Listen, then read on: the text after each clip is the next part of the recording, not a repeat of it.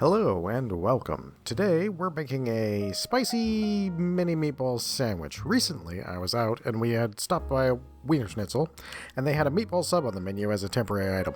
I like meatball subs, so I figured I'd give it a shot. I checked to make sure it wasn't going to contain dairy. It didn't, so it worked out great. It was served on a hot dog roll and it was actually really tasty. So I figured I'd make something similar to it that could be also fairly nice and an easy weeknight treat. So I put this together, again, to give you something similar, but not quite like theirs, just that way we made it spicy to differentiate. So let's see what we're going to need for this. For this, we're going to be needing 4 frozen meatballs per sub, 1 hot dog bun per sub, 1 8-ounce canned tomato sauce, a half a teaspoon salt, half a teaspoon pepper, half a teaspoon garlic powder, half a teaspoon onion powder, 1 to 2 teaspoons Louisiana style hot sauce, and on mine I'm going to use a half a teaspoon basil, half a teaspoon oregano, half a teaspoon of parsley. If you don't have those, or if you want to make this a little easier, you can just substitute that with 1.5 teaspoons Italian seasoning and it'll work perfectly fine. So, also, some topping suggestions are things like, for people who can't eat cheese, unlike myself, Parmesan cheese, provolone, nutritional yeast works well for people who can't have that, red pepper flakes, diced onions, sliced black olives, pretty much anything you can imagine being on a sub will work here. So, pepperoncinis, crumbled pepperoni, mustard, pretty much everything.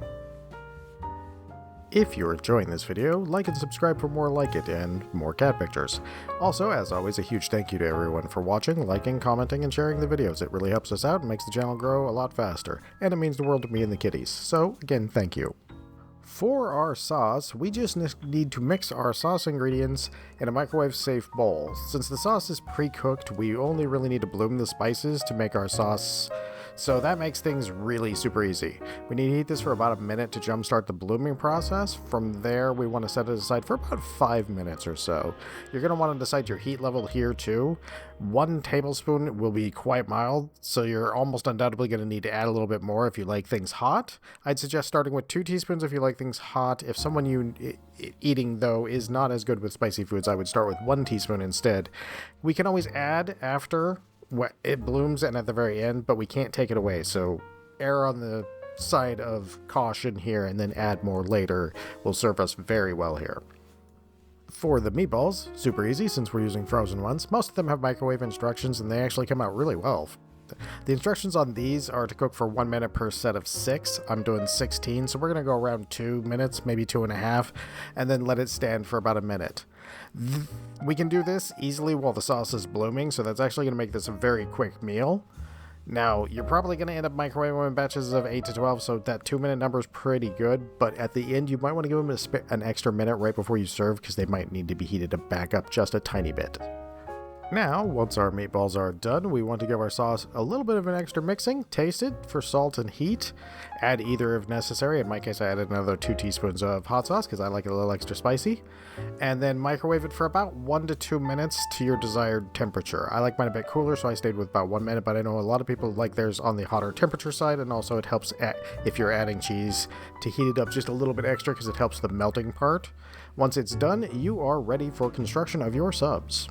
So, starting with our no cheese version, easy as pie, since the hot dog buns are pre-cut, we just open them up, insert our 4 meatballs, and add your sauce and any toppings like diced onions or peppers if you have them handy, and you're set to go. This can be topped with nutritional yeast if you want a little bit added punch, as well as for the non-dairy folks like myself, that does give it a nice flavor, but it is kind of bready, so you still have bread on bread, so you can kind of skip it too.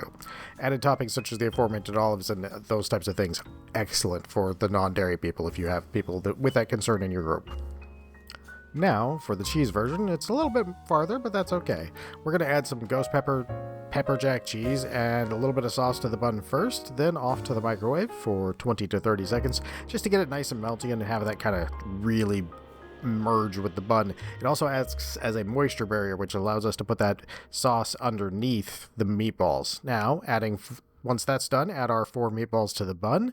We add our sauce to cover just mostly the meatballs, because remember you have a little bit underneath and you don't want to overdo it. Follow that up with a sprinkling of parm, and you're on your way. You could also, as above, with the non-cheese versions, you could use a lot of those toppings. Shredded cheese works. The ghost pepper gave it a really good punch. I'm told from the people who had it that way that it was quite good and it worked really well. So I do recommend trying that one.